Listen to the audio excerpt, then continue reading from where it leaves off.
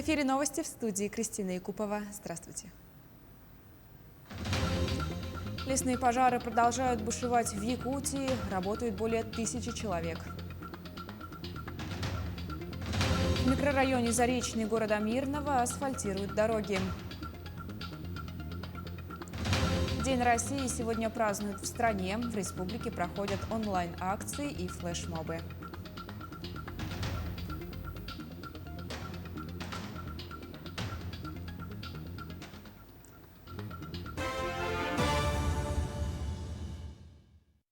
Особый противопожарный режим продолжает действовать на территории республики. В эти выходные будет усилена работа патрульно-контрольных групп Главного управления МЧС России по региону по контролю за обеспечением пожарной безопасности в лесах.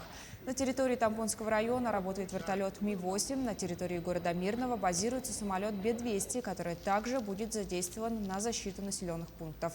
Всего в Якутии действуют 22 природных пожара. За сутки ликвидировано 8. Площадь пожаров уменьшилась на 2852 гектара. На тушение привлекалось 1129 человек и 153 единицы техники. Продолжается проведение профилактических мероприятий. В течение суток проинструктировано о мерах пожарной безопасности 178 человек и составлено 4 протокола об административном правонарушении. На сегодняшний день ситуация с лесными пожарами на территории республики постепенно стабилизируется. На тушение лесных пожаров привлечено 1153 человека, 182 единицы техники. Помимо этого, в рамках межведомственного маневрирования на территории республики продолжает работу Федеральный резерв авиалесоохраны, 223 человека. Также ситуация по Вилюйской группе районов на сегодняшний день тоже стабилизировалась. Лесные пожары на территории Верхневилюйского, Нюрбинского и Сунтарского районов на сегодняшний день локализованы. В течение следующих двое суток будет продолжаться работа по тушению и ликвидации данных пожаров. Также по территории Тамбонского района, где складывалась на вчерашний день сложная ситуация, напряженная ситуация, она тоже постепенно стабилизируется. Уже прямой угрозы населенного пункта Хандыга нету. Органы дознания совместно с лесничествами, совместно с Министерством внутренних дел Республики Саха-Якутия уже составлено 151 протокол об административных правонарушениях. Возбуждено органами дознания уже порядка 10 уголовных дел, по которым в настоящее время проводятся следственные действия. За минувшие сутки на территории республики выявили 96 новых случаев заболевания коронавирусной инфекцией. Так, на Якутск приходится 58 случаев, 7 случаев зарегистрировали в Эвено-Бутантайском районе, 6 в Мегино-Кангаласском. По 5 заболевших обнаружили в Амгинском и Мирнинском районах, 4 в Нерюнгринском, 3 в Намском районах. По 2 инфицированных зафиксировали в Верхоянском, Аймиконском и Хангаласском районах, по 1 в Алданском и Момском. За сутки лаборатории республики провели 2497 исследований на коронавирусную инфекцию. Всего в республику поступило 208 109 доз вакцин против коронавирусной инфекции. Первую вакцинацию получили 184 603 человека, в том числе 41 897 лиц старше 60 лет. Вторую вакцинацию получили 134 434 человека, в том числе 32 907 лиц старше 60 лет. Использовано 88,2% от общего объема вакцины, поступившей в республику. Реализацию важнейших для Якутии и всего северо-востока страны инфраструктурных проектов обсудили глава Якутии Айсен Николаев и вице-премьер России Марат Хуснуллин. В Доме правительства в Москве состоялась их рабочая встреча. Так они обсудили вопрос расширения восточного полигона Байкало-Амурской магистрали. Этот проект даст мощный импульс развитию угольной отрасли Якутии и позволит увеличить объемы экспортных поставок в страны Азиатско-Тихоокеанского региона. Напомним, 1 июня президент Владимир Путин подписал решение о создании комиссии по развитию железных дорог Сибири и Дальнего Востока, которую возглавил вице-премьер Марат Хуснуллин. Комиссия будет координировать действия организации и контролировать ход строительства на восточном полигоне, а также следить, чтобы сами инфраструктурные проекты были увязаны между собой. Глава Якутии и вице-премьер также обсудили строительство мостового перехода через реку Лену. Дальневосточные гектары предлагают выделять в упрощенном порядке. Министерство по развитию Дальнего Востока и Арктики подготовило поправки в закон об особенностях предоставления гражданам земельных участков, находящихся в государственной или муниципальной собственности. Законопроект направлен на решение проблем, возникающих при оформлении работ по возведению объектов индивидуального жилищного строительства на дальневосточных гектарах, применительно к которым не утверждены правила землепользования и застройки. Предлагаемые изменения позволят обеспечить дальнейшее развитие программы «Дальневосточный гектар», оказать содействие гражданам в освоении земельных участков, увеличить спрос на земельные участки за счет улучшения механизма их предоставления. Мирнинское управление автомобильных дорог по контракту городской администрации приступило к асфальтированию дорог микрорайона Заречный. В его частном секторе бетонного покрытия не было никогда. Теперь территория там преображается. Дорожники собираются завершить работы в кратчайшие сроки благодаря запуску мобильного асфальтобетонного завода. Подробности у Романа Муконина. Очередная порция песка, щебня, обильно сдобренная мазутом, и продукт почти готов. Затем его варят при температуре 140 градусов и в горячем виде отправляют в кузов самосвала, откуда его развезут по городу. Комплекс мобильный и может быть размещен на любой площадке. Его производительность 80 тонн в сутки. Готовится асфальт под бдительным взором оператора установки. В отличие от своих коллег, он находится в уютном помещении с кондиционером. И поначалу кажется, что ему повезло больше всех. Но, понаблюдав за его работой, понимаем, сидеть тут непросто, и ответственность у него за весь комплекс. Это только кажется, что здесь комфортно и все легко. Работа тяжелая, надо всегда быть в напряжении, смотреть за приборами, чтобы все шло равномерно. Смотреть за датчиками, за приборами. Если где-то упустить момент, то здесь будет это чревато.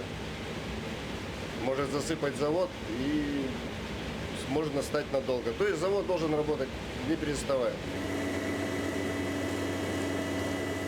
Свежий асфальт укладывают на нескольких улицах Заречного. Работают профессионалы с многолетним стажем работы.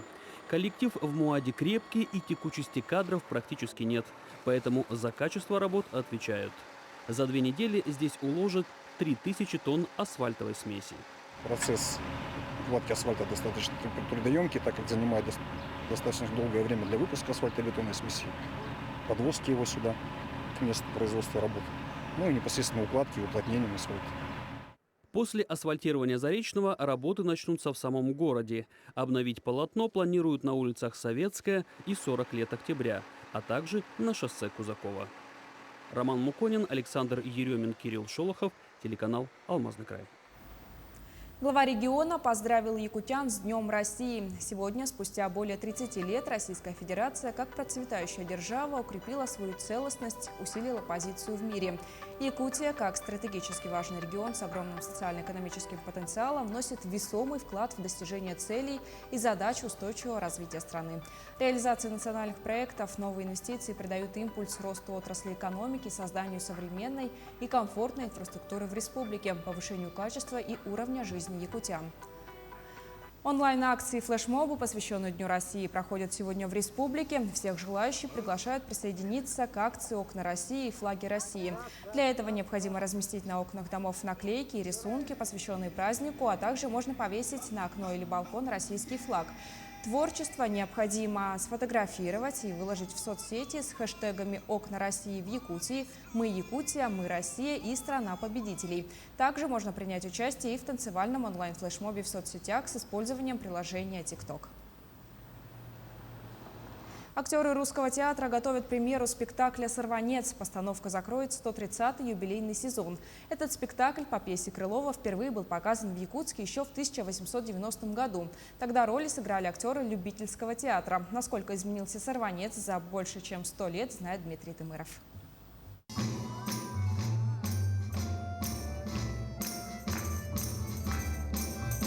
Впервые на этом спектакле актеры театра будут играть на музыкальных инструментах, что, по словам музыкального режиссера, придаст постановке свой шарм.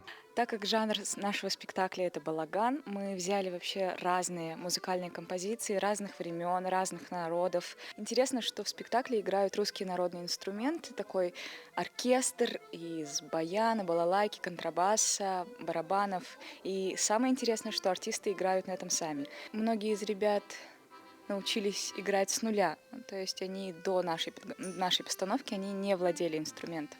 Для того, чтобы освоить игру на музыкальных инструментах, актерам театра понадобилось 1,5 месяца.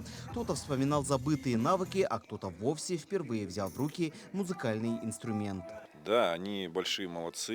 Я вот как музыкант хочу сказать, что ребята за такой, ну, скажем так, короткий промежуток времени освоили инструменты. Вот даже безладовый инструмент, контрабас, вот коллега мой Степан Федоренко, да, ведущий артист нашего театра. Все большие молодцы, все, кто соприкоснулись с этим, именно с музыкальным аспектом всего этого, проделали очень большую и плодотворную работу. Отметим, что «Сорванец» по пьесе Крылова впервые была показана в Якутске еще в 1890 году актерами любительского театра в честь прибытия иркутского генерал-губернатора Горемыкина. Нынче она будет показана в жанре водевиля. С этой целью театром заключен договор о написании музыки с композитором якутянином Сергеем Белоголовым еще в 1980-1990-е годы, писавшему музыку для спектаклей нашего театра. В 1890 году впервые состоялся именно спектакль «Сорванец» по пьесе Виктора Крылова. Именно этот материал брался 130 лет назад. То есть своего рода день рождения 130 лет. Мы возвращаемся к этой постановке, которая в рукописи была найдена в архиве, переведена в цифру, и в результате буквально через несколько дней наш зритель сможет увидеть ее на сцене. То, что касается постановочной команды, то эта команда уже работала над несколькими спектаклями театра. Например, это «Барышня и крестьянка». По словам руководителя театра, пьеса «Сорванец» не только закроет 130-й сезон, но и даст зрителям тему, о чем поговорить. То, что сейчас мы собираем, будет не менее интересным для всей аудитории, которая придет и будет приходить, и разговаривать, и будет, опять же, тема для разговоров, потому что действительно и нам интересно, я думаю, что зрителям тоже будет интересно. Мы стараемся, по крайней мере, всегда брать материал такой, который был бы и вкусным, и интересным, и было о чем поговорить. Премьера спектакля «Сорванец» состоится уже 19 и 20 июня. Далее актерская труппа театра уходит в отпуск до следующего сезона. В нынешних условиях сложно строить планы, но надеемся, что следующий сезон русский театр откроет уже в сентябре с аншлагом. Дмитрий Тымыров, Григорий Охлопков, Якутск.